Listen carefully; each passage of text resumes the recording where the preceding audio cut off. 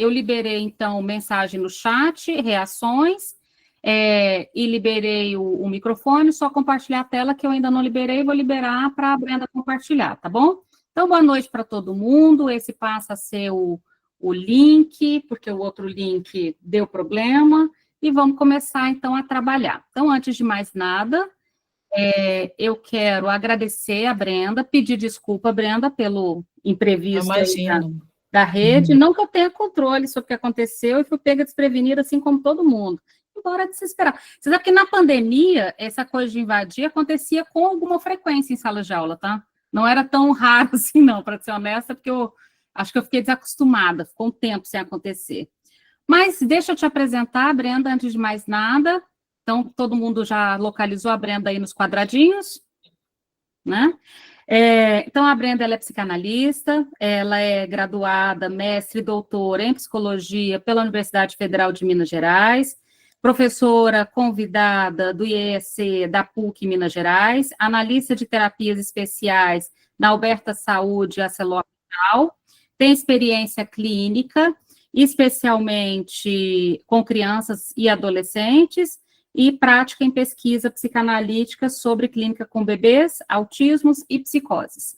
Bom, a Brenda aceitou, então, o nosso convite, a gente passou aí o último ano estudando a tese de doutorado da Brenda, em especial, mas até falei para a Brenda que a parte de topologia a gente não aprofundou tanto, a parte da topologia dos nós, especificamente, fomos mais para a parte teórica. E como é que vai funcionar, então, o nosso encontro? Nesse primeiro momento, a Brenda vai fazer uma apresentação, até para a gente atualizar um pouquinho do contexto geral da tese, certo? E, na sequência, a gente, então, faz aí as nossas perguntas. A Brenda vai falar, enquanto vocês, se vocês quiserem, tanto já ir mandando algumas perguntas no chat também pode, e também a gente abre depois e faz as perguntas pelas mãozinhas, tudo bem? Tranquilo? Então, vamos lá. Brenda, obrigada. Desculpa esse nosso começo muito louco de um link invadido, mas parece que essa é a vida, vamos aceitar essa coisa e vamos então começar a trabalhar. Está com você, Brenda? Obrigada por ter aceitado. Obrigada a você. Boa noite, pessoal. Muitíssimo obrigada pelo convite. Estou me sentindo muito honrada, viu, de Renata, né, e em nome da Universidade de Catalão, ter feito esse convite, né, de um grupo que eu tenho tido muitas notícias boas dele, né, de alunos, colegas que participam aqui, e, né, a Renata estava me introduzindo, né, que o grupo ele é heterogêneo, e isso é muito bom, né, porque a psicanálise, desde a sua fundação, ela cresceu assim, né? A gente não tem o psicanalista, ele pode ser né? Pode ser um artista, pode ser um médico, pode ser psicólogo, né? Então, uma pessoa que é psicanalizanda, né? Que é um analisante, né? E que deseja estudar psicanálise, então é um espaço que deve ser aberto mesmo, e é assim que a gente cresce, né? E evolui com a teoria e com a clínica. A Renata me apresentou, né? Então, só para vocês saberem, né, que eu trabalho, né, com essa clínica, né, de pessoas, né, autistas, psicóticas, com debilidades já há algum tempo, mas especialmente com crianças e adolescentes. E hoje eu estou um pouco mais no bastidor, né, de um trabalho de gestão, coordenando um serviço, né, assim, da ArcelorMittal, que oferta atendimento para esse grupo de pessoas, né, menores de 18 anos. Então, é um assunto que permanece comigo, no meu desejo, né, é uma clínica que nos desafia, nos convoca, né, a trabalho, e, enfim, é o que nos move aí. Então, vou fazer uma breve apresentação aqui para vocês. Como vocês já leram a tese, né, assim, de forma árdua e já tem tempo, né, como a Renata disse, eu acho que fica também mais bacana quando vocês começarem a perguntar, né, porque realmente uma tese, ela acaba sendo muito densa, né, e às vezes é difícil né, de compreender, ela, né, às vezes fica difícil de traduzir, mas aí, a partir das perguntas de vocês, também isso pode ser um pouco esclarecido, né? Então, só para vocês saberem como introdução, né? Então, uma tese, né? Por que que a gente faz tese, né? Por que que a gente vai fazer doutorado, né? Então, é algo realmente de cunho pessoal, né? Assim, você tem o desejo de estudar alguma coisa, né? Você tem um objeto de pesquisa, você tem uma pergunta ou várias perguntas, e a partir disso que você deseja aprofundar um tema, né? Então, eu já trabalhava com essa clínica, o meu mestrado foi sobre clínica com bebês, e aí, a partir disso, de estudar caso clínico, de participar de grupos como vocês aqui, né, esse tema, ele me foi sendo, eu fui querendo saber mais, né, foi em 2018, né, que eu defendi e comecei a estudar em 2014, então a gente já tem aí um tempinho aí. Então, essa pesquisa, ela partiu do pressuposto de que os atos do autista não estão a ermo, que a sua errância aponta uma lógica no itinerário que traça com o iterar, né? Então, pensando, né, assim, na conceituação, vamos dizer assim, generalizante, né, ou geral, né, de que o autista estaria, né, assim, numa constituição específica, de que ele estaria num caminhar errante, né, de que ele estaria fazendo repetições ou iterações sem sentido, né, a gente parte de uma hipótese, né, de que nem tudo está tão errante e nem toda iteração é sem sentido, né? Então, a gente buscou localizar, né, onde que o autista pode se situar nesse seu modo de comparecer no mundo, né? E aí a gente, a partir da psicanálise, pensa, né, no movimento de estruturação sincrônico-diacrônico da estruturação subjetiva, né? E caso um ato fure a condição com a descontinuidade, interferindo no constante trabalho psíquico autístico, né, que opera não cessando de não se escrever com os automatismos, a gente privilegiou aí a clínica nodal proposta por Lacan por meio da topologia evidenciada aí no seu último ensino. Então, o que que isso quer dizer, né? Assim, então, a gente parte, a psicanálise, ela pensa a constituição psíquica, né, ou subjetiva, como vocês preferirem dizer, a partir de uma noção sincrônica diacrônica. O que que isso quer dizer? Que a gente tem, né, o indivíduo hoje num tempo, né, numa sincronia, ou seja, ele manifesta um sintoma, ele manifesta o seu modo de existir neste momento, mas ao mesmo tempo é diacrônico, né? Então, ele tem um percurso, ele tem uma história, tem uma historicidade, né? Já aconteceram desastres, acontecimentos para ele chegar até aqui. Então, esse ao mesmo tempo e esse percurso histórico que atravessa é o que nos interessa na constituição do sujeito. Então, por isso que a gente partiu, né, como um primeiro capítulo aí, para pensar como que o sujeito em psicanálise se constitui. E por que que a gente pensou na clínica nodal, né? Assim, porque, na verdade, né, assim, se a gente retomar o percurso de Lacan, desde o princípio, né, quando ele começa lá falando, um retorno a Freud, né, o que que o Lacan estava querendo dizer, né, assim, que ele precisava, ele entendia que era necessário retomar os textos fundantes, né, da psicanálise por meio do Freud, e retomar o componente simbólico composto na obra, porque naquele momento da década de 50, quando Lacan, né, começou a estudar e a fazer os seminários, a psicanálise estava muito vertida para um olhar imaginarizante, né, com as psicanálises, né, inglesa, né, especialmente, e aí o Lacan foi fazer essa distinção daquilo que era da ordem do imaginário, daquilo que é da ordem do simbólico e daquilo que é da ordem do real. Então, desde o princípio, Lacan, ele está se havendo com isso, com essas três dimensões da nossa constituição enquanto ser. E no atravessamento do seu percurso, ele vai tentar que a gente vai chamar de matematizar o empírico, ou seja, ele busca na matemática, né, ele faz um uso, ele adapta, vamos dizer assim, ele pega emprestado da matemática essa noção aí de nós, de tranças, né, dessas figuras, dessas imagens aí que, né, a gente colocou lá na tese, para tentar, vamos dizer assim, trazer esse componente científico, visual, para o que ele está falando do psiquismo.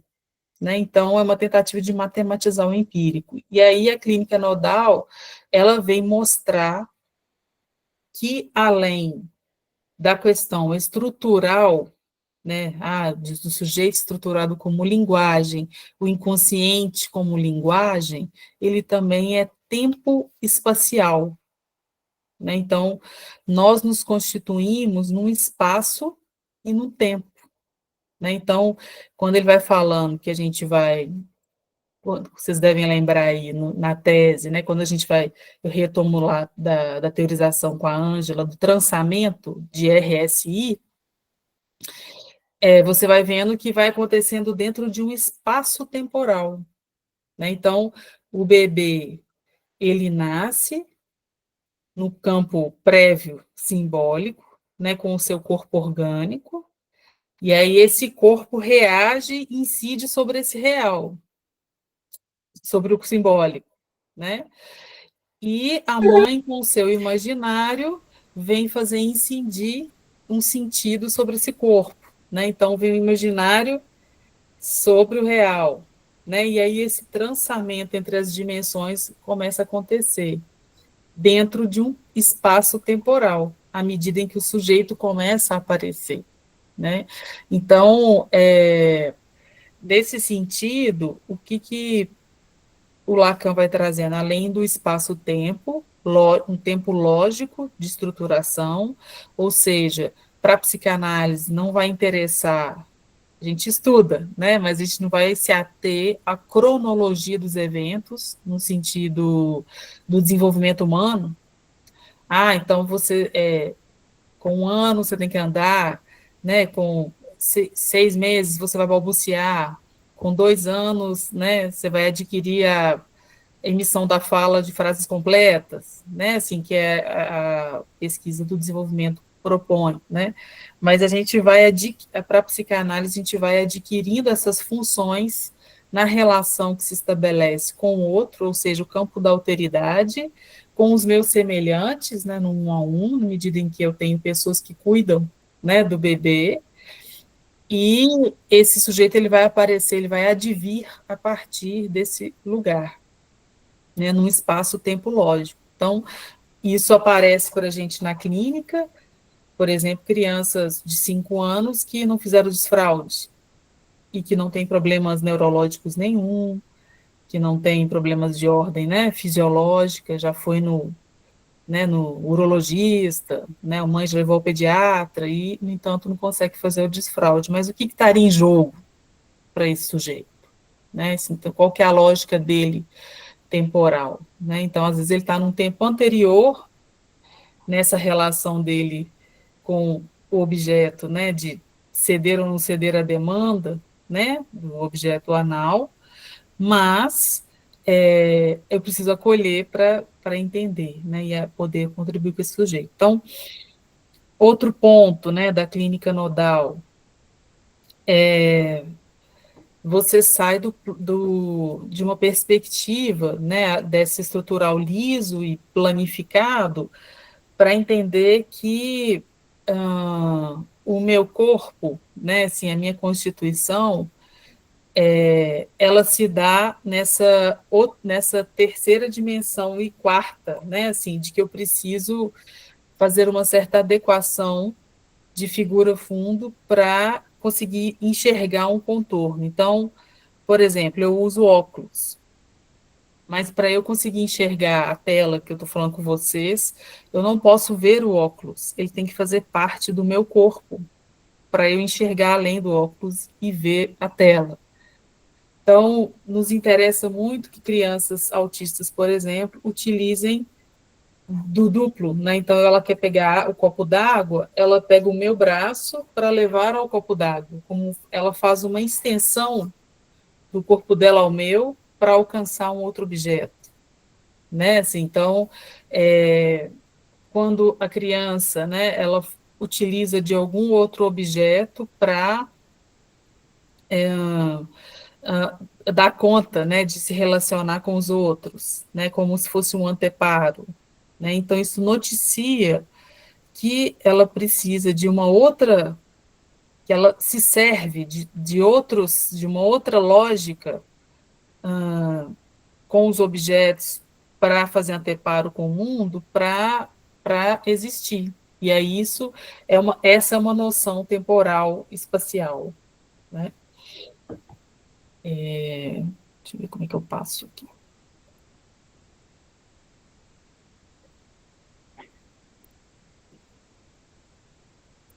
Deixa eu ver se passou.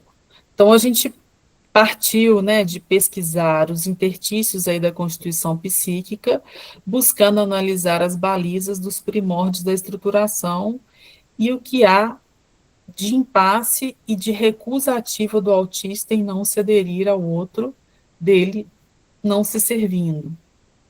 Né? Então, lá no capítulo 1, vocês devem lembrar que aí a gente faz né, assim, eu fiz todo um percurso, assim, árduo, né, de passar pelo Lacan no primeiro momento, né, assim, de pensar lá o seminário 11 da alienação e da separação, de retomar o Freud com, né, o texto lá de 1895, da Carta de Fliess, para a gente pensar, né, assim, onde estaria, né, assim, localizado, onde poderíamos localizar o sujeito autista, né, na constituição psíquica. Então, quando a gente faz essa pergunta, né, assim, o que estaria de impasse nessa recusa ativa de não se aderir ao outro, né, assim, porque o autista o tempo inteiro, né, assim, ele vai tentando fazer um movimento, né, de que o, o Kanner vai dizer de mesmidade, né, de sameness, dessa mesmice, da insistência, né, da imutabilidade. E aí, quando a gente retoma o tempo de constituição, né, então, para o sujeito ele se constituir, primeiro ele vai se submeter ao sentido que o outro vai dar para ele, né? E aí o sujeito pensa, o Lacan vai falar a bolsa ou a vida, né? Então o sujeito escolhe a vida, então ele sai da pura condição de ser, entra para a vida, que é o sentido que a alteridade, né? Ou seja, a mãe, o pai, quem vai fazer essa função aí de alteridade para esse sujeito, oferece o sentido e nele se aliena.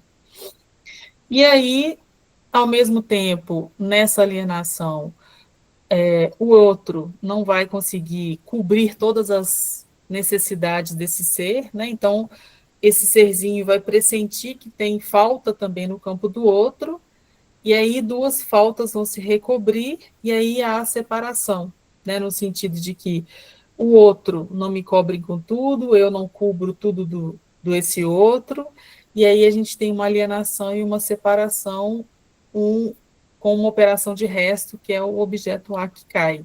Né? Então, essa seria uma estruturação, vamos dizer assim, na neurose, né? E retomando um pouquinho, a Ângela vai dizer, né, especialmente Vocaro, que nas psicoses, nas debilidades e no autismo, a gente vai encontrar uma alienação sem separação, né, sem extração desse objeto. Né, e, especialmente nos autismos, a gente vai chegar lá no último capítulo, que é o dos nós, para propor de que tem uma alienação, mas ainda com uma certa exclusão ativa, né? Assim, ele aliena, mas não aliena totalmente, né? Mas aliena. O Lacan vai dizer que não existe, não tem como existir nenhum sujeito se não houver alguma alienação, né? Então, sem haver algum sentido do outro, você morre, você fica na bolsa, você perde a vida, né? Então, alguma alienação existe.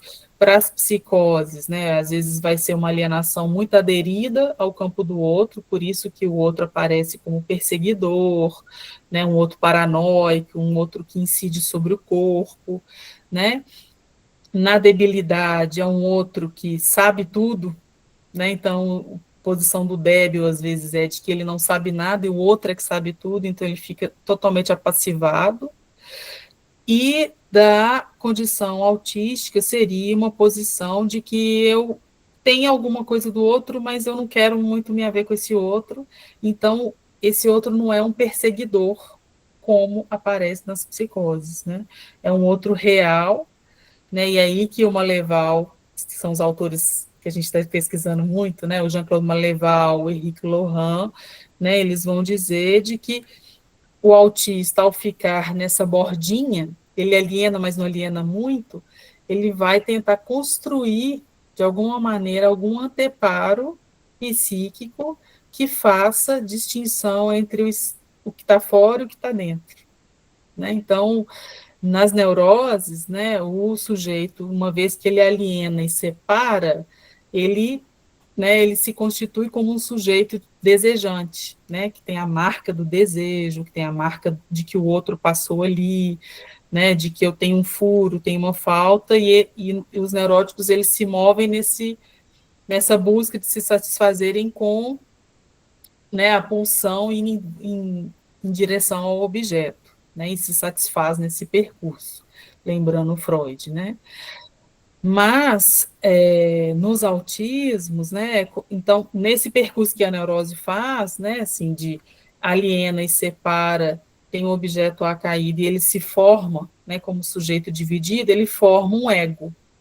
E vocês vão lembrar do Freud, né, que o ego, Freud fala que o ego não é senhor dentro da sua própria casa, né, mas que ele está a serviço de outros senhores, né, mas ele funciona como um filtro, porque ele vai fazer um anteparo, né, com a percepção daquilo que eu recebo de fora, do mundo externo, né, então eu vou fazer essa distinção daquilo que eu recebo de dentro de mim, né, aquilo que já foi marcado, e aí o ego vai fazer esse filtro, né, e o filtro também da imposição da lei simbólica que a gente incorpora, né.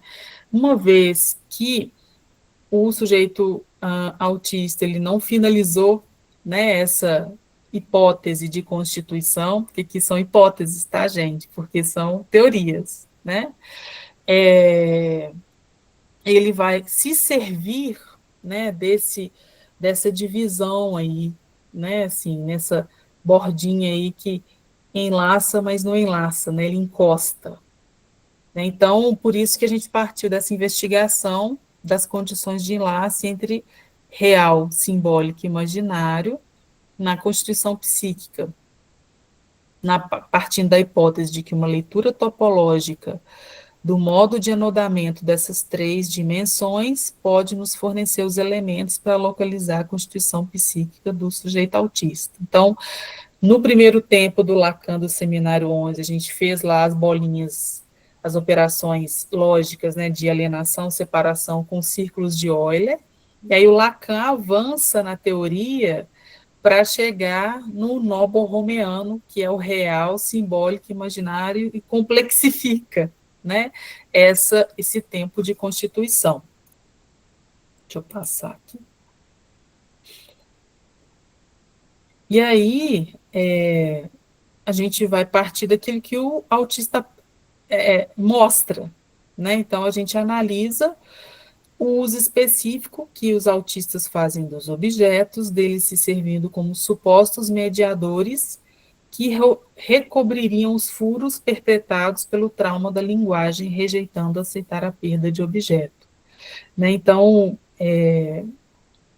na pesquisa, né, a gente vai partir daquilo que o próprio sujeito autista apresenta para pensar a sua constituição, né? Então, que uso que ele faz desses objetos, né? Assim, o que significa isso, afinal, né? Qual o sentido disso, né?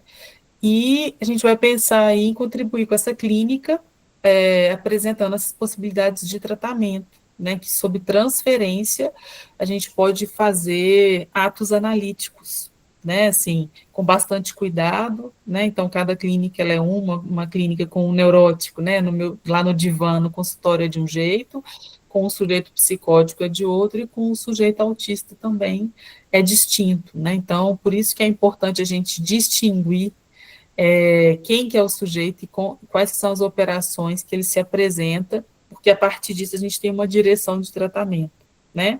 Mas aí né, ao longo da pesquisa, a gente entende, né, a partir do caso clínico, a partir das pesquisas, de que os atos do analista junto ao autista pode promover uma mudança, uma deformidade nesse nó não borromeano, né, de RSI para o autista, né? Então, não significa que o fato de ele ter uma estrutura invariante, né, para autismo, ou para psicose, ou para neurose, que um ato não possa promover uma nova deformação naquela conformidade RSI.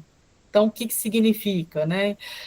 Vocês devem lembrar lá de um caso clínico que tem lá na tese, que é do Ian, que ele tinha uma bolinha, chegou na clínica fissurado com bolinha, e a mãe super angustiada, eu não consigo fazer mais nada se ele não levar uma bola, eu vou no shopping, tem que levar a bola, vai para a escola, tem que levar a bola, ele vem aqui para terapia, tem que levar a bola, né, assim, não falava nada, só ficava brincando sozinho, iterado com essa bola, né, assim. Mas aí, na medida em que a analista, ela propõe fazer algum jogo com essa bola, joga uma outra bola, né, faz uma cantiga com a bola de vai e vem, né, assim, joga para mim, vem, vai, vem, né, essa proposição permitiu que esse sujeito fizesse uma permissão de entrada, né, do outro, na medida em que não se pediu para extirpar o objeto, né, não, deixa ele com a bola, deixa ele levar a bola para o shopping, deixa ele levar a bola para a aula, né, ele tinha crises de angústia quando tirava, e aí, na medida em que a bola é permitido que ela fique, ele se abre para ter algum laço com o outro, né, então passa a jogar bola de raquete, passa a jogar bola de vôlei, passa a jogar futebol, né, então ele se abre para para algum ponto do laço social.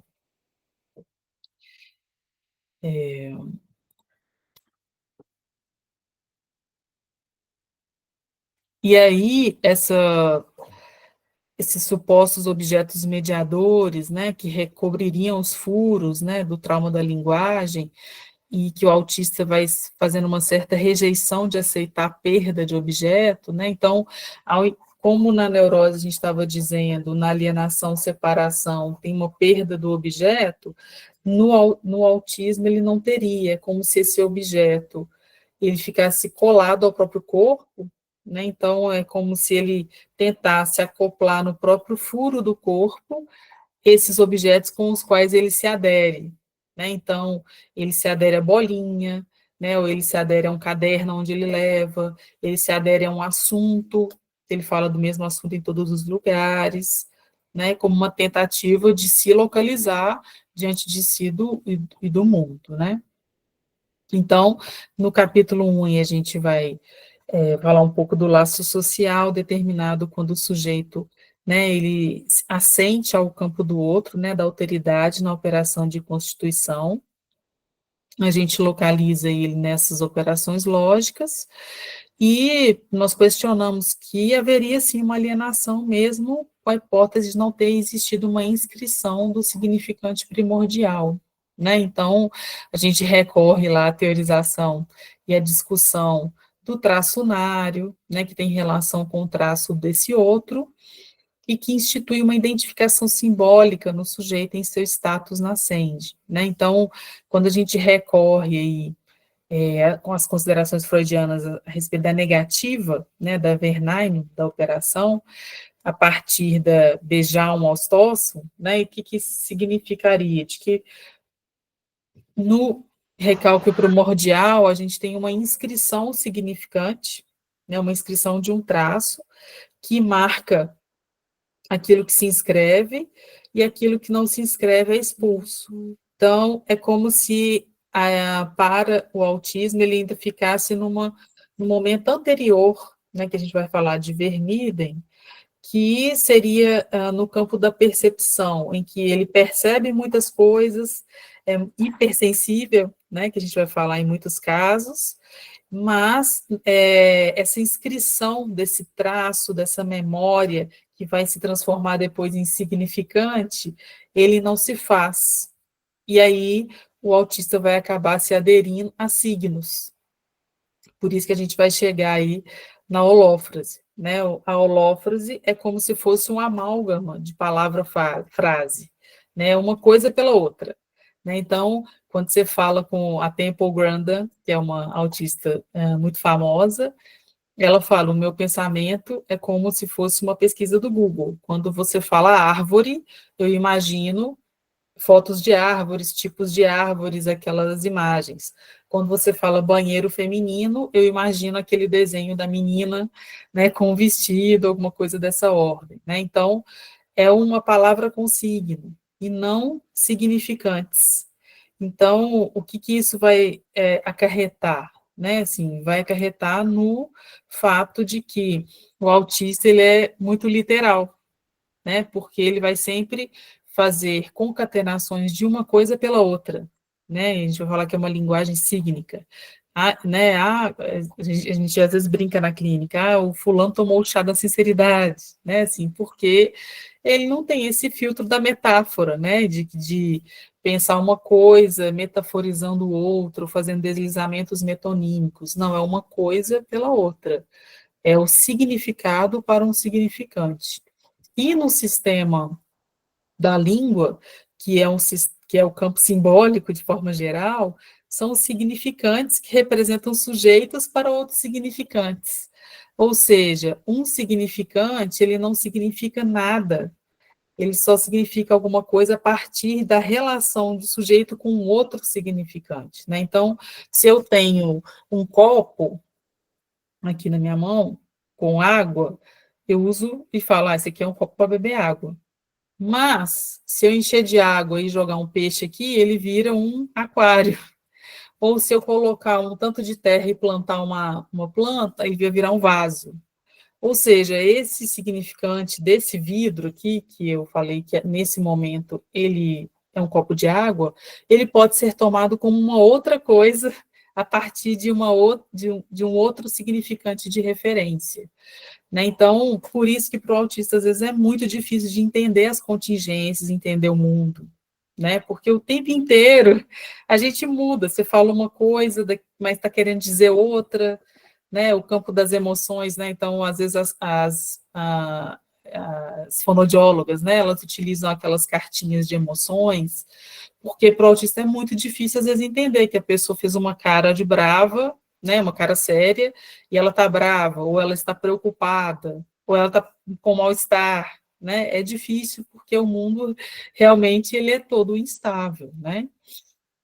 Então, é como se ele tivesse ainda num primeiro momento lá atrás, bem prévio, né, da vermida, enquanto está na percepção consciência, antes de fazer uma inscrição inconsciente. Então, as condutas, né, de repetições iteradas, ou seja, não é apenas uma repetição que retomou uma memória anterior. A gente vai falar que é uma iteração, justamente porque é algo que não foi inscrito, que não cessou de não se inscrever, e que ele está tentando inscrever. Né? Então, repete, repete, repete, repete. Acende, apaga a luz, acende, apaga a luz, acende, apaga a luz. Abre, fecha a porta, abre, fecha a porta, abre, fecha a porta. Né? Então, o analista, ele pode intervir nisso, né? Assim, às vezes, está acendendo, apagando a luz, ou abrindo e fechando a porta, ele faz uma música com aquilo, né? Assim, promove uma descontinuidade, né? Um hífen, um corte, né? Entre abrir e fechar. Tem o analista aqui no meio, né? Que aparece, né? Fazendo tomando esse abrir e fechar com outro sentido, possibilitando alguma outra inscrição. né? Então, a gente empresta, muitas vezes, na clínica com criança, o nosso imaginário e o nosso simbólico, né? Marcando uma descontinuidade para ajudar esse sujeito, né, a sair dessa pura iteração para criar algum sentido para ele, né? Por isso que, muitas vezes, os tratamentos educativos, né, que tem uma pegada mais educativa, ela pode ser boa ou não, né, assim, porque às vezes ela é muito impositiva, e aí a gente não vai fazer um ato impositivo, né, a gente faz um ato, aguarda o sujeito, né, faz de novo, né, e isso pode demorar muitas sessões, né, e a gente precisa esperar o tempo lógico do sujeito aí, né, a gente não vai fazer nada forçado. E nem estou dizendo que as terapias mais educativas sejam assim, tá, gente? Porque a gente tem clínicos e clínicos, obviamente, né? E aí a gente chega no capítulo 2, né? Da perspectiva de que o ser falante carece de um lugar que o situe e o constrinja, sendo isso essencial à sua estruturação, e é a partir do lugar que ocupa nesse espaço-tempo que ele pode se reconhecer, remanejando a sua posição frente ao outro, né? Então, a topologia foi um recurso utilizado por Lacan com essa intenção, né, de permitir fazer a redução do espaço imaginário da representação, tratando da estrutura pela via do nó, ou seja, no Estatuto do Real temos uma clínica nodal, né? Então, a gente tem aí o desenho do RSI, né? Então, vocês lembram lá do traçamento que a Ângela propõe, né?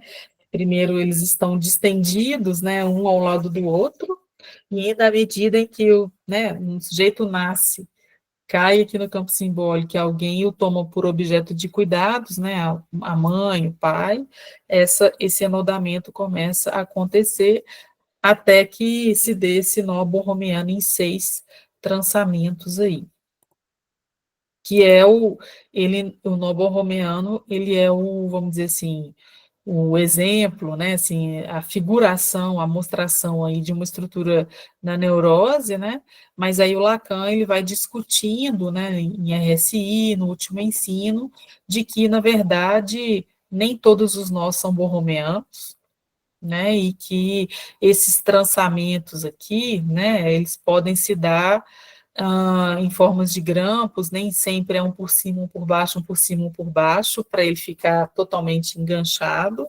mas às vezes vão acontecer lapsos de nó, como reparação de algum momento nesse tempo lógico que ficou não enodado.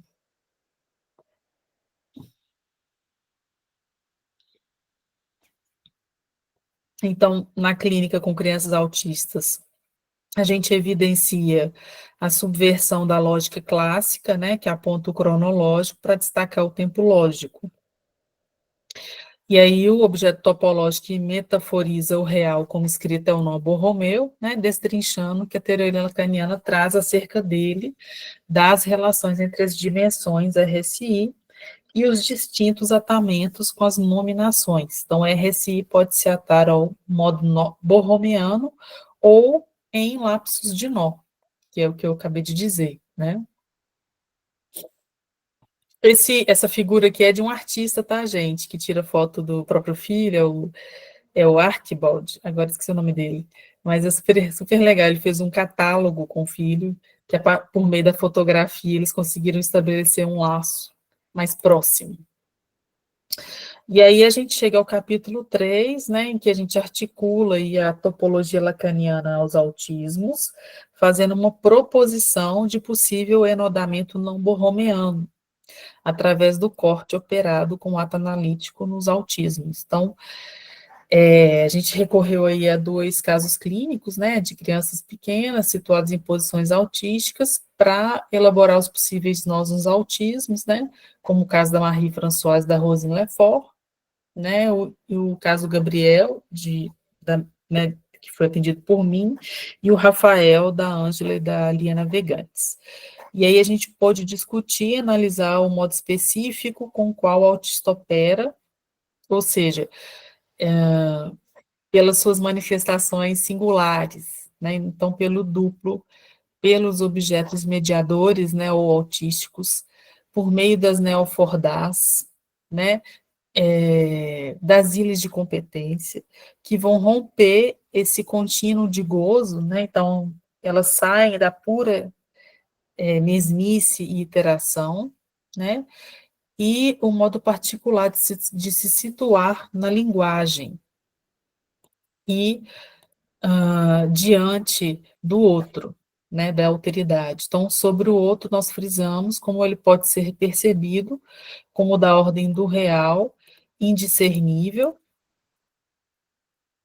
e intrusivo, quando o outro simbólico não pode operar, né? Então, para os autismos, às vezes a gente vai dizer, né, com os autores, de que há o outro real, né, um outro, ou o outro não existe, né, assim, mas é por essa indistinção entre as três dimensões, né, então é como se no autismo a gente faz uma proposta, né, assim, de que há, nessa segunda figuração aqui, o real fazendo enlace com o simbólico e o imaginário bordejando essas duas dimensões.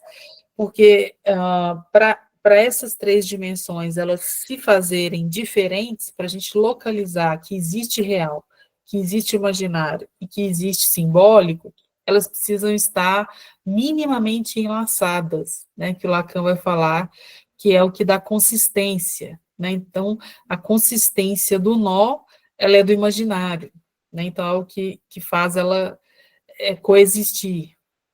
A existência é do real, né? Então, é aquilo que está dentro, mas está fora. Tem algo que eu reconheço em mim, mas tem algo que me é estranho, né? E que faz parte aqui da Constituição. E o furo do simbólico, né? Então, o que o simbólico é furado, né? E a gente faz o tempo inteiro, Lacan diz que a gente faz elucubrações, né, de saber em torno desse furo, né? Então, a gente fica o tempo inteiro utilizando a língua, da linguagem, para tentar dizer do que nos faz falta. Então, cada uma dessas dimensões, elas vão coexistir na medida em que tem uma relação de uma com a outra. Então, por isso que é importante o ato analítico, né? Porque a gente vai fazendo alguma distinção para a criança, para o adolescente, aquilo que é dela, aquilo que é do outro, que objeto é esse que ela está utilizando, que ela pode se localizar, né? Então, quando o Maleval vai dizer, né, que os autistas, eles vão se servir dessa borda, né, desse encontro aí entre a RSI que está na borda, né, é porque ela vai fazer fronteira entre ele e o mundo, vai fazer uma distinção, um véu mínimo, né, um self mínimo para distinguir ele do outro por meio da borda, né? Então, isso vai situar o sujeito diante de si do outro. E aí ele pode se utilizar nessa borda dos duplos, né? Então, os duplos, a gente vai falar que não é como na psicose, né? Então, que o sujeito toma o duplo como uma imagem persecutória, né? Então, ele se vê no espelho, não se reconhece e acha que é alguém que está perseguindo. No duplo do autismo, não. Né? Então, por exemplo, a Donna Williams, que o Maleval cita, né, é uma autista, ela conta que ela tinha um duplo quando criança, que era a Carol, e que é com ela que ela conversava, que ela tinha um estabelecimento de algo do imaginário, né, do campo social. O objeto autístico, né, que a gente vai dizer que é o simples e o complexo, né? Então, o simples é quando ele utiliza para si mesmo, é um objeto muito fechado, mas o objeto complexo é aquele que ele vai se abrir para relacionar com o outro. Então, na medida em que eu atendi a criança e ela cedeu, né, assim, foi permitido ele ficar com a bola, e ele cedeu ao laço, a gente joga a bola, né? Então, estabelece algum laço. Eu acho que tem algum áudio aberto, gente. Deixou aí.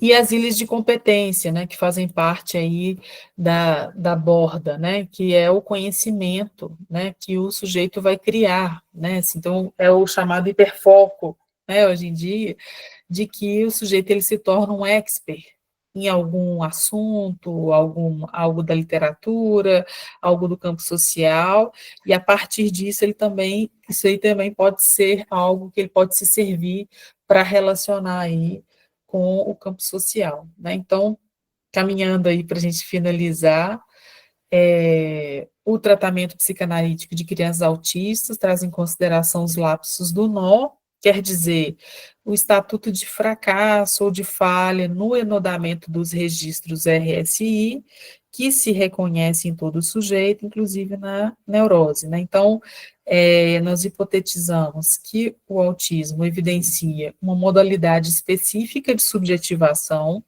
em que a resposta que define o efeito sujeito estabelece como defesa um modo de anodamento dessas dimensões psíquicas não enlaçada borromeanamente, né? Então, é uma estrutura de defesa não borromeana em borda e lapso de nó, né? Então, é um tipo clínico específico, né, que faz, que se localiza, né, no tempo, no espaço, de uma maneira específica, e ele não é menos do que as outras estruturas, que é o que a gente localiza aqui com o RSI. A ruptura da continuidade, né, da imutabilidade pelo corte do analista, sugere a inscrição de um traço no descontínuo, discernindo posições da criança e do outro, e o analista, nesse sentido, concede alguma significação aos ditos automatismos, reconhecendo-os, trata o autista e os seus movimentos por meio de uma leitura que banha os seus atos, promovendo a sua inclusão no mundo, ao respeitar o seu tempo, espaço e invenções. Então, o autista pode estabelecer operações de corte simbólico e imaginário sobre o real, reduzindo seus efeitos brutos, né? Então, franqueando bordas que distinguem elementos das superfícies, enquadrando espaços ao delimitar campos para assim incidir, admitindo uma certa temporalidade. Então é isso. Vamos começar a conversar, então? Vamos lá. Brenda, muitíssimo obrigada. E você vê como é, na verdade, acessível uma tese de doutorado. É curioso, pois as pessoas, elas às vezes ficam com receio de ler uma tese como se fosse algo, um bicho de sete cabeças. Não é. Na verdade, às vezes, voltar ao Freud, voltar ao Lacan, desbravar uma dissertação de mestrado, uma tese de doutorado, ou seja, essa coisa do rigor da escrita é muito bom. Digo isso porque, às vezes, a gente vai... supondo que os textos são difíceis, às vezes vai para textos aparentemente mais fáceis, que no final das contas se tornam tão superficiais que não ajudam de fato na clínica. Quando você foi falando, a gente vai, sobretudo a hora que você colocou, por exemplo, a coisa das dimensões e o modo que é necessário que elas tenham uma relação uma com a outra e se estabelece, vai ficando muito claro e vai dando já uma noção do que a gente tem para pensar na clínica. Isso realmente é muito interessante. Mas bora começar a conversar, então. Bom, eu vou pedir para quem tiver pergunta, levanta a mãozinha, e eu vou na sequência das mãos, para a gente começar aqui a nossa conversa. Vamos começar, então? Francisco, te passo a palavra. Olá, boa noite. Boa noite a todo mundo. Boa noite, Brenda. Boa noite. Obrigado pela transmissão. A gente deu uma estudada bem boa na sua tese. Eu acho, Renato, que tese é um bicho mesmo, sabe? Mas a gente enfrenta. A gente tem desejo, a gente vai lá e pega no chifre dele. Mas é um bicho, dá mesmo. Então, eu fiquei, né, com a questão, foi uma questão que eu coloquei quando a gente estava estudando sua tese, sobre a holófrase, né, que a gente ficou pensando e eu disse, eu não consigo, como é isso? E vai... Porque na holófrase, né, a gente pensa no par significante aglutinado, né? E lá na tese você disse que é possível, né, incluir nessa série, né, que é um paradoxal, como você chama, né, da holófrase, o autismo, né? E aí eu pergunto, né, como é possível pensar, né, o autismo na holófrase, tendo em vista que o que opera no autismo, se a gente pensa, né, tá, com essa hipótese da estrutura, é o S1 sozinho, né, sem S2. A holófrase, ela parte da aglutinação do par, né, e o par é S1, S2. Né, como pensar? Você até falou agora da questão do signo, né? Como é que seria isso? Pensar o signo nesse contexto, porque no signo o uso do significante ele é apagado, né? Ou seja, tem que ter aí o referente, né? Junto. Mas esse referente não seria um S2, seria uma aglutinação, né, holofrásica, assim podemos dizer. E uma outra questão, me permita duas? Tem muitas, várias.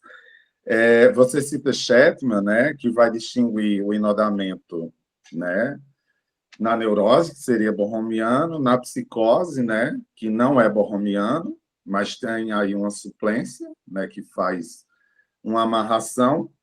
E você, de certa forma, já falou algo aí, né, hoje sobre como seria essa amarração no autismo. Eu queria que você pensasse mais, falasse mais um pouco sobre essa amarração e qual seria o nó do autismo, do autista. Né? A borda faz, né? Tem um efeito aí, né? de contorno. Mas como seria aí esse nó? Obrigado. Brenda? Já te falei que ele ia perguntar da holófrase. Eu já tinha Você falado, falou. a primeira pergunta vai ser sobre a holófrase. Boas perguntas. Por que a gente pensa, né, assim, em alguma inscrição mínima, né, do S1, né, de modo que ele se solidifica num amálgama, né, assim, S2, S1, de modo a fazer uma holófrase, ou seja, uma palavra-frase, né, algo colado, né, assim, um ao outro, porque alguma concatenação mínima o autista tem que ter feito, senão ele é uma pessoa que não existe, né, assim, alguma concatenação. Então, quando o Lacan vai dizer, né, em Alocuções das Psicoses, se o autista ele está por ouvido, significa que alguma inscrição de som e de que incomoda, de que causa mal-estar, passou por ali e ele está se defendendo, né? Eu não quero ouvir o que vocês estão falando, né? Assim, então, alguma concatenação mínima existe, porém, ele se situa nessa posição vamos dizer assim, naquela clássica do Saussure, de se sobrepor o significado ao significante, e não o inverso, né, que o Lacan vai utilizar, que é o do significante sobre significado. Né? Então, é como se o significado ele fosse sempre prévio e colado ao sentido e ponto. Né? Então, ele está totalmente colado, por isso que ele faz paridades sígnicas de uma coisa com a outra. Né? Então, nessa interação, né, e nessa literalidade do autista, é como se ele não conseguisse fazer esse deslizamento de um significante para outro. Por isso que a gente vai dizer que é uma holófrose, porque ele fica colado como se fosse aqueles desenhos japoneses, aquela escrita chinesa, que um símbolo significa uma frase inteira. Né? Então, é como se esse sujeito ficasse colado a essa imagem. Eu estou me recordando aqui até de um caso clínico da Julieta Jerusalinski, que a menininha ficava repetindo o tempo inteiro assim, ai, que lindo! Ui, que linda! Ai, que linda! E aí, quando ela vem para a sessão, ela repete isso e fica pegando brinquedos na parede, na estante, colocando em cima da analista, mas sem fazer concatenação de nada, de uma com a outra, ela não brinca, ela não estende aquele campo simbólico imaginário de pegar a boneca, de imitar a voz, de fazer posições, essa é a mãe, essa é a filhinha, ela só fica repetindo, ui, que lindo, e jogando os brinquedos em cima dela. Então, ela, né, como se a gente percebesse que a criança é o próprio ui, que lindo amalgamado. Ela não estende aquilo ali não se, aquilo precisa ser estendido, desfeito, cortado, para a gente conseguir entender o que, enfim, significa o inquilino, né? Assim, então, a holófrose, ela funcionaria mais ou menos assim, o sujeito, ele se localiza, né, nesse amálgama, e que aparentemente é sem sentido, e que a gente precisa ver mais de perto, fazer algum ato para recortar e permitir uma nova significação. Mas justamente essa dificuldade, né, não seria pelo só haver S1, né, a iteração, né, eu acho que denuncia, né, mostra isso claramente, né, é só uma palavra, ou essa frase, o que lindo, né, é a rotina, é o trajeto que tem que ser, é o mesmo, é o um, é o um, é o um. Eu pensei sem S2, né? Por isso, para mim, fica difícil pensar como uma holófrase, porque justamente nesse S1, porque a intervenção, por exemplo, se você for fazer uma intervenção, né, baseada no sentido, cai por terra, isso não tem efeito nenhum, bate e volta. Né? Que eu penso, por exemplo, no fenômeno psicossomático, em que tem aí essa questão da holófrase, né? E a intervenção vai no sentido de dar sentido, para que algo de significante, né, desacople algo aí e algo consiga se transformar num sintoma, né, numa metáfora. Né? Isso não se aplica na clínica do autismo. Né? É um sozinho. Por que a gente vai falar que tem algum S2 ali colado? Porque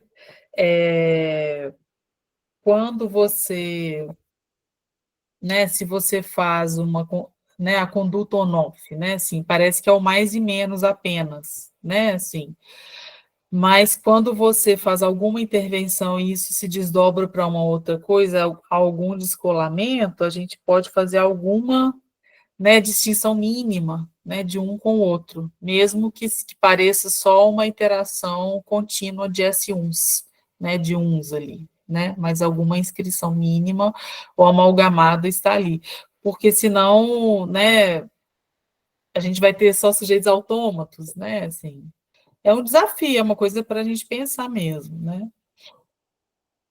Mas obrigado pela sua pergunta. E a segunda pergunta foi respondida? A segunda, você perguntou dos nós, né? Retoma a segunda pergunta, Francisco. Qual seria o nó? Haveria nó, né, no autismo, tendo em vista o borromiano na neurose e o não borromiano na psicose, mas com a suplência aí fazendo a amarração dos 3 registros. A minha hipótese é de que existe um lapso de nó entre real simbólico e o imaginário encosta nessas duas, fazendo só borda. Eles não se enodam, né? Assim, agora, na medida em que o sujeito cresce, porque aqui a gente está falando na tese de tempo de constituição, de crianças, né, pequenas, mas à medida que entra-se na adolescência e na passagem, talvez, né, assim, com o crescimento, o sujeito continua em análise, né, e o trabalho dele, né, a batalha autística, né, continua, ele talvez possa fazer alguns outros lapsos, né, que o Lacan vai dizer, que é como se fossem esses grampinhos aí entre as dimensões, porque as dimensões, elas estão aí, né, assim, a gente não pode dizer que, o autista não tem imaginário, tem sim, né, o autista não tem simbólico, tem sim, né, então ele tem a língua sígnica, né, ele opera por paridades sígnicas, aí ele opera, né, fazendo literalidades, mas isso é da ordem do simbólico, né, é linguagem, tem uns significantes aí, né, Ah, ele não tem imaginário? Tem, olha o duplo aí dizendo para gente, né? Assim, de alguma localização mínima que o localiza diante dele e do outro, né? E o campo do real, né? Assim, que é esse campo que é indiscernível, que para ele é difícil de discernir o que é dele e o que é do outro, né? Que vai furando aí os outros campos, e aí a análise vai tentando trazer emprestado imaginários e simbólicos para tratar um pouco esse campo do real, que às vezes fica muito grandioso, né? Então, as crises autísticas, né, da criança se sentir que está desagregado, de não conseguir se acalmar, né? Assim, é como se invadisse, né? Transbordasse, né? O real. E a gente vai tentar tratar com o que ela mesma traz, né? Então, se ela tem ilhas de competência, se ela tem objetos autísticos, né? O que que a gente pode fazer ligação aí para fazer consistir essas dimensões, né? Agora vou passar para a Rosana. Rosana? Obrigado, Brenda. Obrigada a você, Francisco. Boa noite, obrigada, Brenda, obrigada, Renato, por trazer você aqui e a tese também. Eu gostei demais, achei muito bacana estudar. E eu fiquei com duas questões, não questões assim, talvez até o que você já falou já até foi me esclarecendo, viu, Brenda? Mas enfim, dentro da linha do que o Francisco perguntou também sobre o nó, né? Então, eu estou aqui com o textinho que estava separado. Você coloca aqui o furo do simbólico no real do autista, distinto do furo do real no simbólico. Como visto no nó borromiano, acarreta a ausência de limites entre as dimensões, né? E eu estava pensando nisso, a gente chegou até a discutir também, se eu não me engano, em algum momento das aulas, né, Renata? Porque se eu fico pensando na constituição do neurótico dentro do grafo do desejo, nasceu ali a bolinha de carne, atravessado pela linguagem. O simbólico chegou primeiro, né? Deu real, desse corpo vai fazer o furo no simbólico. Acho que é nesse sentido que, de alguma maneira, no autismo, ou talvez até nas psicoses também, não tem essa entrada, pelo menos não da mesma forma, né? E quem vai fazer furo é o simbólico. É isso que eu estou entendendo? Onde que está essa citação que você está? Em qual página? Página 156. Ou esse furo simbólico entraria só depois com os cortes da análise, alguma coisa assim. À medida que ele vai também complexificando os objetos. É o segundo parágrafo. Ah, tá. Uhum. O trabalho na clínica considera os duplos e os objetos autísticos elementos singulares e passíveis de serem utilizados na construção de uma borda entre os registros RSI. O furo do simbólico no real do autismo, distinto do furo real no simbólico, como visto no nó borromiano, acarreta a ausência de limites entre as dimensões, implicando a hipótese de que sua percepção se faça sem o anteparo do eu, que é uma estrutura defensiva. Uhum, uhum.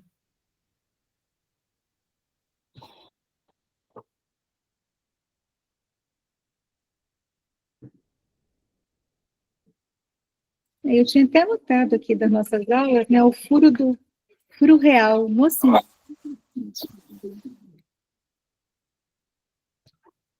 Menina, sabe que agora você até me pegou.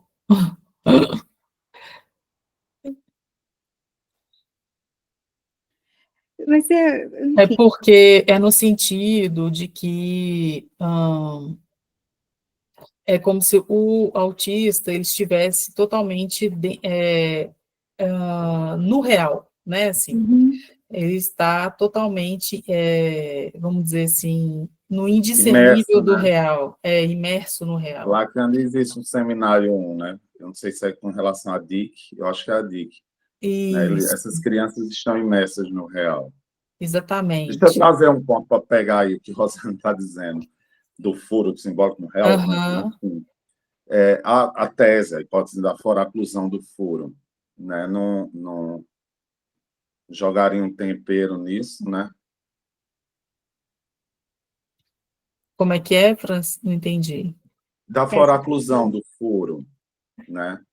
isso seria defesa ao impacto da língua no corpo, né? E como defesa, haveria aí essa foraclusão do furo, o que acarretaria nisso que você falou, né? Nessa continuidade, nessa real simbólico imaginário, né? Essa coisa, essa imersão no real, vamos dizer assim.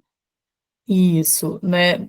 E o fato de o autista estar no indiscernível do real, ele vai precisar de pegar emprestado o simbólico para se situar, né? Assim, e do imaginário emprestado aí do campo do outro, né? Porque senão ele fica totalmente imerso aí no campo do real, né? Então, no nó borromeano, a gente começa a trança, né, com o real incidindo sobre o campo do simbólico. E a gente vai vendo aí que o autista, ele fica totalmente imerso aí ao campo do real, sobre o simbólico, né? Assim, então, a gente precisa distinguir junto dele essas dimensões para ele conseguir se situar. E aí ele fica tentando fazer alguma inscrição, né, assim, algum anteparo entre essas dimensões, porque o campo da percepção fica muito furado, né, assim, no da forclusão, ele entra na alienação, né, assim, então ele faz um primeiro enodamento do real sobre o simbólico e o imaginário sobre o real, né? Então ele fica ainda na alienação, ele tem a presença de um laço ainda com o campo do imaginário. O campo do autismo, ele fica ainda só na primeira volta, né? Assim, do real sobre o simbólico. Por isso que é uma dificuldade de fazer um anteparo de eu, de fazer uma percepção, de se localizar minimamente, né? Porque o sujeito psicótico, ele se localiza, né, assim, minimamente. Ele entra no campo da linguagem, no campo do significante, mas ele fica fazendo deslizamentos metonímicos infinitos, porque ele não tem aí o ponto de capitão do simbólico, né, que faz a organização fálica, que fecha, como nas neuroses, né, o campo do sentido. E aí ele fica totalmente perdido, né? Assim, ele pensa uma coisa, passa para outra e vai degringolando, é descarrilhado, né? Que o Lacan vai falar. Diferente do autista, que não é descarrilhado, ele é sígnico, né? É uma coisa pela outra. Então, ele se serve desse primeiro enlace simbólico para fazer uma espécie de colagem de uma coisa com a outra. Enquanto que nas psicoses, o campo do imaginário se sobrepõe, né, ao campo do simbólico, e aí ele fica nesse deslizamento significante infinito, né? Então, por isso que é importante distinguir, por isso que nós, psicanálise, fazemos distinções diferentes aí do DSM, da CID, né? Assim, a gente não faz espectro, isso para a gente não existe, né? Ou é autista, ou é psicose, ou é neurose, né? Assim, então, a gente não... a gente faz uma distinção, sim, né? Assim, onde que esse sujeito está se situando, né? Assim, no campo da alteridade, na linguagem, né? Na relação com o outro semelhante, né? Então, não Inclusive, sei se eu aproveitando isso da um pouco. distinção, acho que isso cola com uma próxima pergunta, que é, então, a importância e a dificuldade da distinção entre psicose e autismo, sobretudo na infância.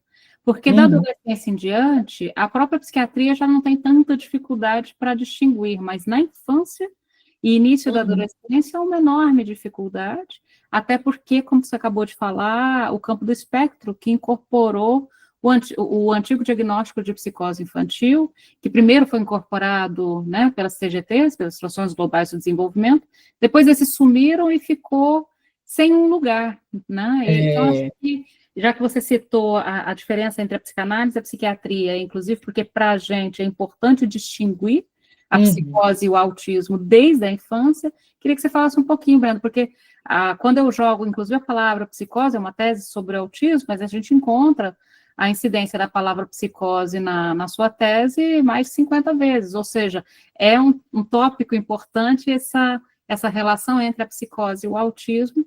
Queria, então, que você abordasse um pouquinho para a gente. Sim, a gente pode até se servir aí da distinção do autismo com o Jean-Claude Malleval, né? Assim, ele esclarece de modo muito bom para a gente no. Agora, está dentro do Autista e Sua Voz, no livro, mas ele vai te dizer, né, de que existe uma estrutura que se distingue, né, autismos e psicoses, né? Então, nos autismos, a gente tem aí o primado do signo e da linguagem sígnica, uma coisa para a outra, paridades. Nas psicoses, a gente tem o deslizamento metonímico, a gente tem ainda o funcionamento significante, né?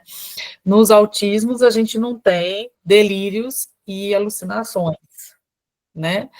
Mas nas psicoses, nas esquizofrenias, a gente pode ter esses sintomas positivos de alucinações, e os delírios não, às vezes não são delírios, né, assim, aqueles clássicos, mas a gente pode ver, especialmente na estrutura da linguagem, uma estrutura delirante, né, descarrilhada, né, não encadeada, né, se a gente deixar o sujeito psicótico falar uma criança, ela vai uma coisa pela outra, né? O campo do imaginário é muito grande, né? Então, às vezes, a criança ou o adolescente aí dentro de uma psicose, de uma esquizofrenia, o campo do imaginário é enorme, né? Então, ele conta muitas histórias, ele relata muitas coisas, ele descreve muitos caminhos, mas tudo num campo que também tem um furo com a realidade, né? Assim, então, tem uma perda da noção da realidade. No campo dos... Então, a gente tem aí o uso de objetos para o autista, ele utiliza como um anteparo psíquico para se proteger, e nas psicoses, normalmente ele utiliza como um campo de gozo, né? Bem como o campo do outro se distingue, né? Então, para os autismos, a gente vê um outro mais real, indiscernível, um outro disperso, um outro que eu não sei o que é para o autista, né? Então, esse campo aí da alteridade fica muito no campo do campo real, enquanto que na psicose a gente vê um outro, às vezes, perseguidor, né? Então tem uma relação aí com o campo real, mas com o imaginário, né? Que me persegue, que me atinge, que afeta meu corpo, né? Nas esquizofrenias. Então a gente tem distinções aí, né? Desses dois modos de se estruturarem aí né, entre as dimensões.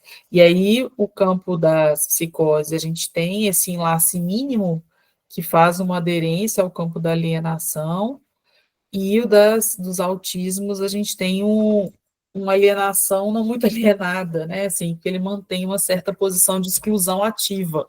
O que seria isso? Ele prefere se manter afastado, né, assim, do laço com o outro, do contato com o outro, né, então, o que não significa que ele não esteja articulando muitas coisas, né, tentando se virar com o que ele tem, né, enquanto que nas neuroses, nas psicoses, esses sujeitos se servem do campo simbólico, o campo da linguagem, o campo do outro. Nos autismos, ele acaba tentando se virar meio que sozinho, né, assim, entre aspas, né, numa batalha que o Henrique Lohan vai dizer autística, né, de tentar fazer algumas inscrições, de tentar se localizar, mas de modo distinto aí das neuroses e das psicoses, né. Eu não sei se eu ajudei muito. Ajudou sim. Bom, vamos continuar então a conversinha. Vou passar agora para o Charles. E, Camila, você tem uma obrigação de fazer uma pergunta, porque você apresentou um caso clínico da Brenda também. Então, Charles, depois na sequência para Camila. Charles? Oi, pessoal, boa noite. Boa Bacana noite. ouvir vocês aqui. Obrigado, Brenda, pessoal. Então, a minha pergunta ela foge um pouco da relação do sintoma, né? Ela é mais uma pergunta do campo da história do autismo no Brasil, do estudo da história do autismo no Brasil. Eu queria perguntar para você se você conhece algum pesquisador que trabalha um pouco ainda, acho que não é a palavra autismo, né? Mas na década de 40 para frente no Brasil, nessa relação díade, né? Mãe e filho, se há algum estudo que vai tratar que essa relação... Vou fazer a pergunta pelo fundo, tá? É assim. Eu estou estudando um material que é da década de 40 a 60. É um material feito no governo do Vargas. Esse material chama Almanac Saúde. E ali ele começa a mostrar na constituição familiar, a mostrar uma representação do pai. Então, os almanacs, eles falam assim, ó, mães, avós, evite o excesso de mimos, porque o seu filho vai ficar molenga, o seu filho vai ficar abobado. Evite o filho único, mãe. Então, um conjunto de coisas que eu, olhando esse material, eu falo assim, nossa, eu não tenho estofo, eu estou numa pós-graduação, né, num doutorado em Educação e Psicanálise, na Unifesp. Então, eu estou investigando para ver quem fala no Brasil de um estudo que, mesmo que não seja o autismo, ele tem uma proximidade, né? Porque nesse almanac, eles não vão falar em psicose, não tem isso, eles vão falar em higiene mental, né? Então, você começa a observar que na constituição familiar, o que vinha da década de 10, de 20 e de 30, você tem muito a mãe, né, o discurso médico, a mãe e a criança. E agora parece que começa a surgir, pelo menos isso é dado, né, no livro, nas fotos, nas caricaturas, essa figura do pai, né? Parece que eles estão convocando um pouco o pai, porque não sei, é uma hipótese, que essa relação mãe e filho, dessa forma, ela acarreta algum problema, principalmente que eles usam no livro de delinquência, degenerados, né? São essas expressões. Então, a minha pergunta é mais nesse sentido, desculpa aí por destoar, né? No sentido clínico, mas se pudesse me ajudar. É isso, obrigado. Brenda? Então, Charles, eu acho que você que está estudando, talvez seja num tempo em que a psiquiatria ela ainda era muito, vamos dizer assim, estava ainda muito fisgada pelos conceitos morais, né, daquela época, né, do que é a função da mãe, a função do pai, né, e aí a gente, com o avanço da pesquisa, né, assim,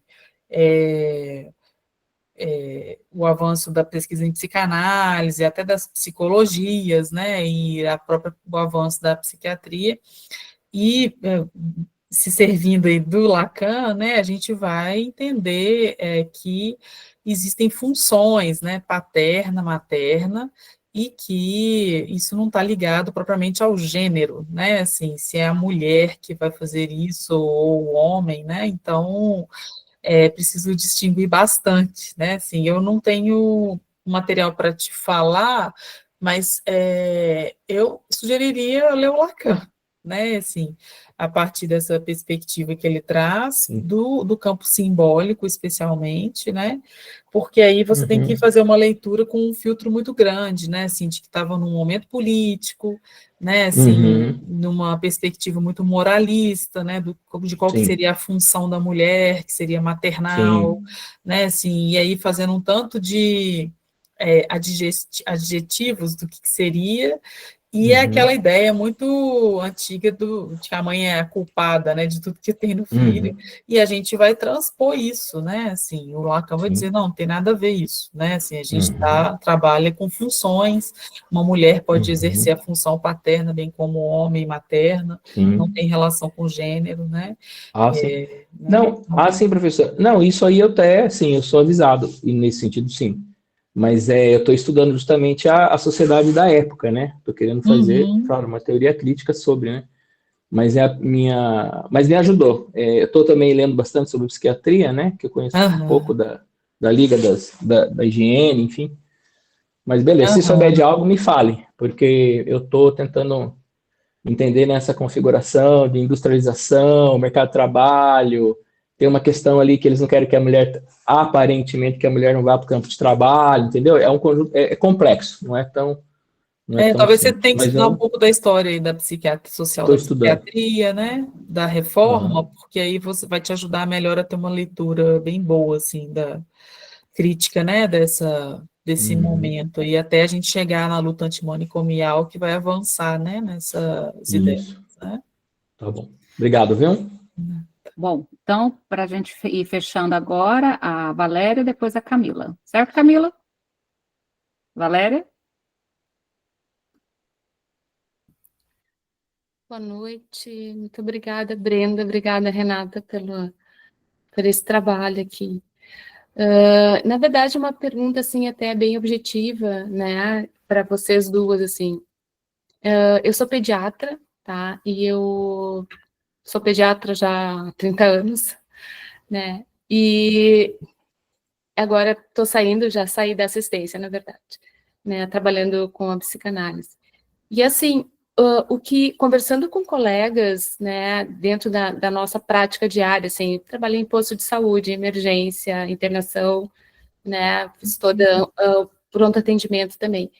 E a gente nunca viu, nunca observou um número tão grande de crianças autistas. Isso não existia. Mesmo crianças assim que pudessem, né, como a Renata falou, que estavam de repente no diagnóstico de psicose, né, dentro desse universo, assim, né, porque a minha pergunta é, tá, mas essas crianças, digamos que elas existissem, né, no mesmo número, mas elas não iam consultar, então, porque ou elas não adoeciam, ou elas estavam trancadas em casa, ou elas estavam hospitalizadas, porque não tinha gente, assim, hoje, se tu vai no pronto atendimento, tu passa 12 horas atendendo, é uma família que chega, são 2 filhos, 3 filhos com o mesmo diagnóstico, né, enfim, é uma coisa, assim, que chama muito atenção, e eu não sei se vocês realmente percebem isso, tem esse olhar, né. Veja bem, a gente tem que sempre lembrar que os transtornos, as doenças, né, elas também não são sem efeito de acordo com o tempo histórico, né? Então, na fundação da psicanálise, o Freud, né, assim, ele fundou a psicanálise escutando as mulheres histéricas da sua época, né? Então, a gente vivia, naquela época, um momento, né, da época vitoriana, do moralismo, da repressão, né? Então, o desejo era muito reprimido, né? E o modo dele se manifestar, às vezes, era por meio da conversão histérica, fazendo sintomas. E aí que as mulheres foram ao palco, né, para fazer a devia aí, né, assim, a aparecer o inconsciente, o Freud, a partir disso, iniciar a sua teorização, né, a partir da prática clínica. Depois a gente teve aí também, junto com Freud, com Lacan, né, um estudo maior com as psicoses, e agora a gente tem aí a entrada dos autismos, né?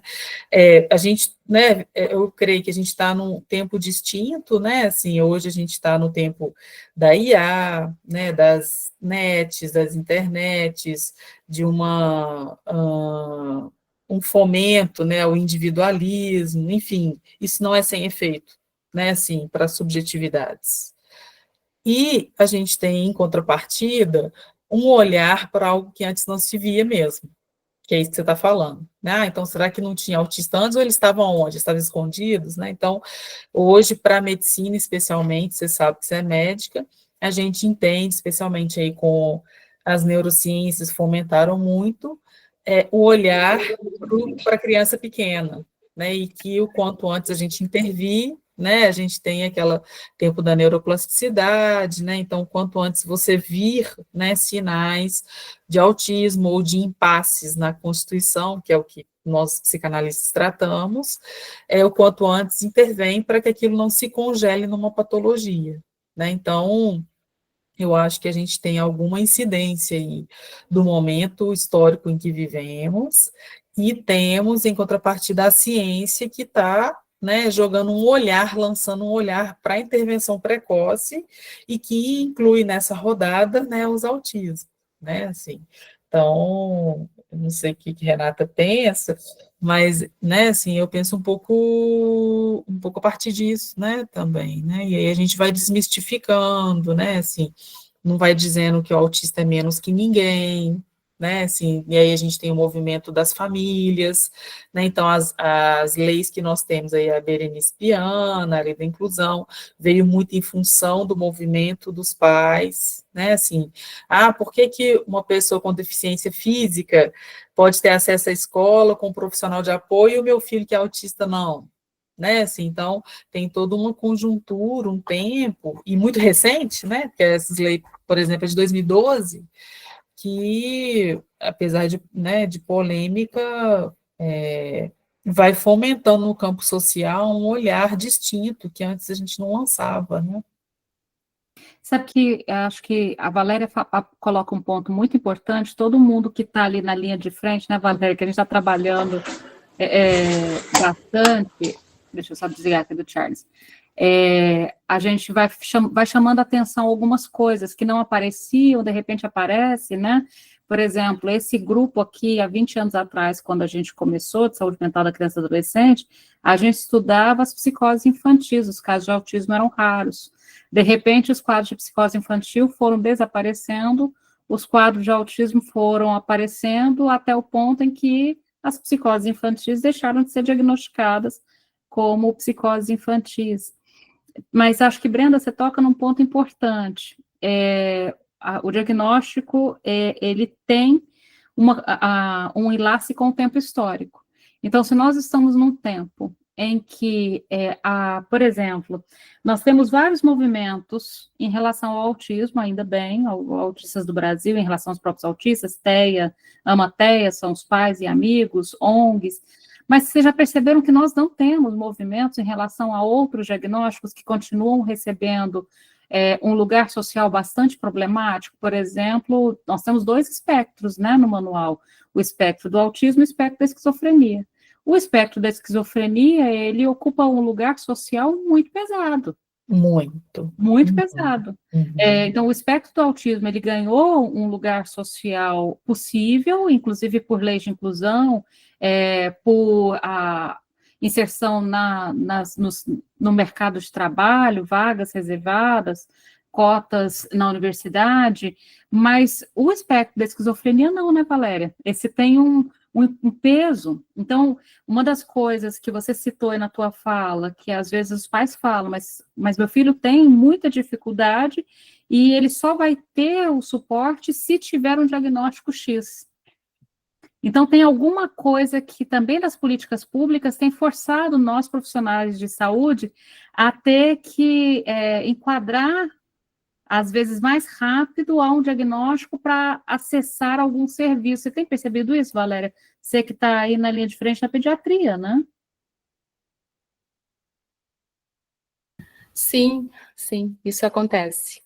Acontece e até, assim, os próprios pais, né, falam sobre isso, assim, né, de que isso vai dar o acesso, né, que vai facilitar a vida, enfim, todas as coisas, né. Mas, enfim, eu vejo que isso é uma coisa, nossa, é muito complexa, como tudo é muito complexo, né? A gente tenta, mais ou menos, encaixar as coisas para poder seguir um fluxo da vida, né? Mas eu vejo que nos atendimentos, né, no atendimento privado, assim, óbvio, né, que eles conseguem ter um melhor acesso, absolutamente, sobre todos os aspectos, né? Mas também de alguns pais, né, que eu já observei, num lugar, né, eu não vou dar nomes aqui, mas enfim, um lugar, eu moro em Porto Alegre, tá? E que é top, assim, né, do atendimento, assim. Então, se pergunta sempre, né, se o paciente tem enfim, alguma especificidade, né, se precisa de uma atenção, se é uma paciente especial. E já vi, e até de pais, colegas, né, que depois se identificaram, assim, do constrangimento sobre que esse aspecto fosse abordado, né, e sendo que esse aspecto vai aliviar, vai melhorar todo o acesso da criança para o atendimento, né. Então, como isso é uma coisa difícil, né, na verdade, nunca vai ser suprida, né, de todas as formas, assim, mas eu percebo realmente isso que tu falou, Renata, do sistema, né, digamos que empurrar um pouquinho, né, a coisa, né, para nomear mais rápido, enfim, né, e só que tem umas políticas por trás que a gente não entende muito, né, desse ganho, assim, eu acho bem complicado, assim. E não Mas, concordamos. é? E não entendemos e não concordamos, mas estamos atravessadas a este tempo. Uhum. Para a gente fechar, última Obrigada. pergunta. Obrigada, Valéria. Camila? Olá, Brenda, boa noite a todos. Oi, Renata. Bom, a minha pergunta e a minha curiosidade, acho que a Renata já colocou, que é um pouco sobre a questão da psicose permeando aí a tese toda. Mas como eu tive a oportunidade de, na última aula, apresentar o caso Gabriel, que foi um caso fantástico, adorei, fiquei encantada pelo caso, fiquei curiosíssima, gostaria de fazer 1000 perguntas ainda mais sobre o caso, sobre o Gabriel, sobre a resposta, mas eu vou me ater ainda, como a gente fala bastante dessa questão de psicose e autismo, eu vou me ater a te perguntar um pouquinho mais sobre aquele momento em que você fala sobre uma comparação com a psicose do adulto, do Schreber. Né, você traz ali alguma coisa que, no Gabriel, né, a voz pode ser tratada pela criança, mas fala um pouquinho. E aí, menciona a questão, né, trazendo até o Francisco de volta para cá com a holófrase e com tudo mais. Então, queria te ouvir um pouquinho mais sobre isso, por favor. Obrigada, Camila. Então, o caso do Gabriel Bonitinho, né, é muito fofo porque, primeiro, a gente tem que sempre lembrar que clínica de crianças, ela é distinta da clínica de adultos. Porque o adulto, ele já passou pela infância, pela adolescência, né, e está nesse outro tempo de vida, e que a gente supõe que ele já fez esse percurso de tentativa aí de fazer esse anodamento RSI se localizar no tempo e espaço com si, com outro na linguagem. Então, no caso do Schreber, a gente vê um momento de irrupção, de surto, né, propriamente. Né? Então, quando ele está numa posição que ele precisa ocupar a função fálica e paterna, ele não, aí que o grampo solta, né? Aquele, talvez o lapso do Nolli, que estava entre simbólico, real e imaginário, né? Ele patina, né? Ele desata. E aí, para o Gabriel, ele está em tempo de se constituir, né? Então, ainda que seja num tempo lógico, vamos dizer, anterior, né, o que a linguagem dele atesta, né, que você pergunta uma coisa, depois de 2 outras perguntas que ele vai retomar a anterior, né, assim, então metaforiza um pouco essa tentativa dele de se situar, né, assim, na linguagem, no laço, né, e na relação, na própria noção de si, né, e do analista, do outro, né, e do Schreber, ele tem um surto, né, e rompe totalmente, né, e ele perde, né, assim, o grampo que situa, que faz a sutura, né, com o imaginário real, e aí ele eclode, né, o campo do imaginário fica totalmente enlaçado ao campo do real, e ele fica delirante, né, conta todas aquelas histórias dos raios que vêm para o corpo dele, e que ele, né, como se ele fosse uma mulher, né, assim, então ele entra naquele delírio todo, então,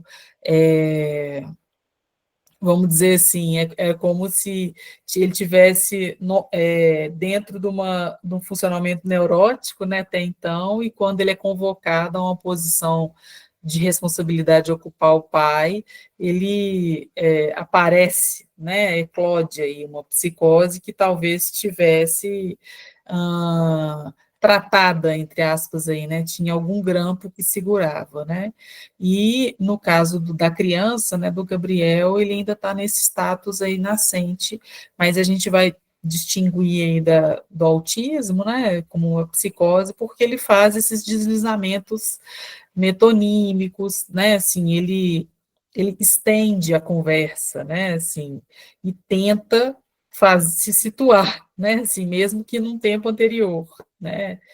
Para tentar se situar. Mas legal.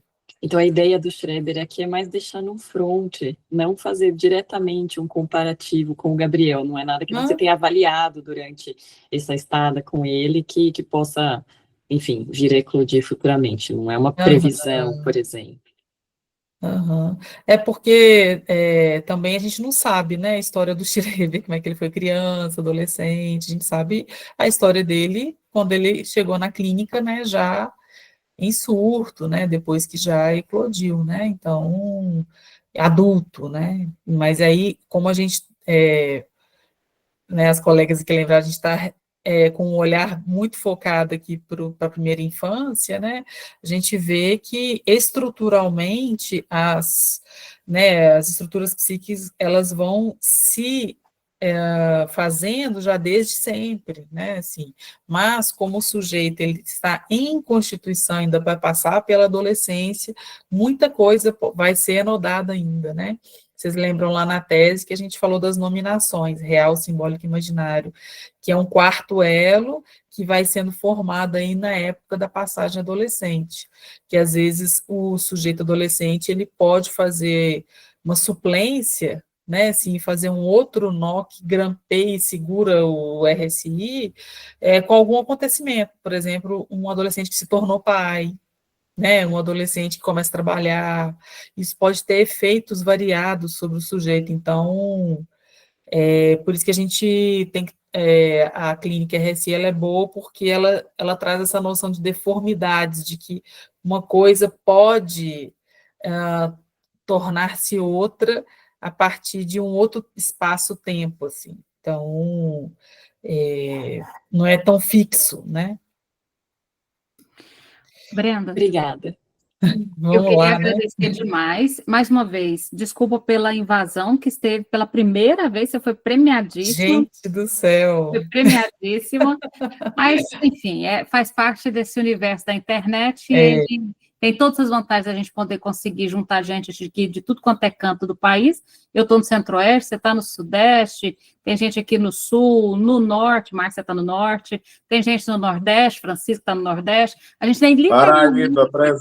Paraíba presente.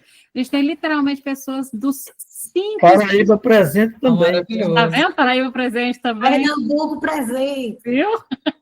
A gente tem aqui, Brenda, pessoas do país inteiro, literalmente de norte a sul, todas as regiões do país. Então, tem essa grande vantagem da gente conseguir juntar todo mundo de tudo quanto é canto para estudar o autismo como quarta estrutura. Tem a desvantagem que, de vez em quando, gente mal intencionada, infelizmente, invade um lugar que não deveria. Mas aqui continua sendo um lugar público, aberto, democrático, gratuito, como é o propósito da nossa formação, de qualidade e gratuito. Bom, então vamos continuar estudando. Então, só lembrando, esse grupo segue agora para o texto do Maleval, Diferença Autística. Vamos começar com, né, Francisco, com o prefácio que o Milés escreveu sobre o livro, para depois, então, a gente finalmente entrar no livro novo do Maleval, A Diferença Autística. Brenda, você está mais que convidada para estudar com a gente esse livro novo do Maleval, que aí a gente, que está sendo traduzido para português agora, né, e vai ser lançado ainda no Brasil, e a gente já vai entrar nele, né, Francisco, na corrida aí, enquanto ele vai saindo, ele vai pegando tradução e indo, e vamos até ele finalmente ser lançado. Então, lembrando para todo mundo, a gente segue. Nessa semana, então, na quarta-feira, a gente vai falar sobre a especificidade da clínica psicanalítica com idosos, a partir da Ângela Mucida, o trabalho maravilhoso da Ângela Mucida, que também é de Minas. Também é de Minas. E na quinta-feira, a gente continua com sutilezas de análise do Jacques Miller no grupo de quinta-feira. No Dia dos Namorados, diga de passagem, só comemorar o Dia dos Namorados depois da gente estudar. Brenda, muitíssimo obrigada. Eu que agradeço. Mundo. Espero ter contribuído aí, viu, gente? Obrigada por essa muito obrigado. Muito feliz. Acho que psicanálise, ela resiste, insiste, é isso aí, vamos juntos, né? Parabéns aí pelo trabalho, viu, Renata? Prossiga. Obrigada, Brenda. Você está mais convidada para seguir com a gente, acompanhando e participando e falando, obviamente. Obrigada, beijo para todo mundo. Obrigada, Bom Renata. Beijo, Boa noite, gente. boa Bom noite. descanso. Desculpa o grande susto. Boa noite, Hoje obrigado. veremos. Boa noite. Obrigado, Boa semana. Renata. Beijo, Beijo. beijo, Carol. Com emoção, Beijo aula todo com emoção. mundo. Aula com emoção. E eu fiquei meleza. Nunca aconteceu, eu não sabia reagir, mas eu vou ficar esperta agora. Beijo, beijo, beijo. Tchau. Beijo, boa Tchau, noite, tchau. gente. Obrigada, Boa noite, Renata. tchau. Obrigada, Bruna.